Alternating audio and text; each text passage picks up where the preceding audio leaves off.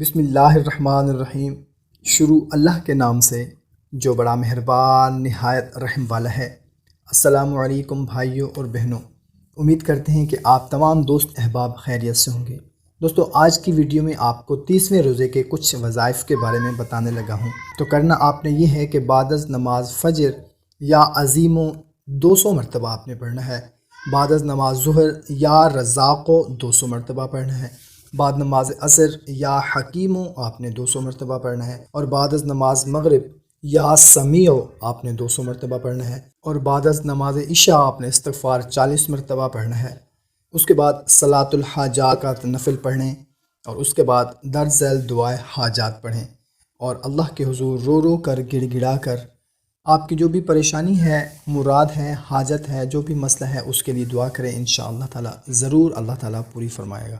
کوشش کریں کہ اچھی بات کو زیادہ سے زیادہ شیئر کریں، کیونکہ یہ صدقہ جاریہ ہے۔ ہمیں اجازت، ملتے ہیں ایک نئی ویڈیو میں، اپنا خیال رکھیے گا۔ اللہ حافظ۔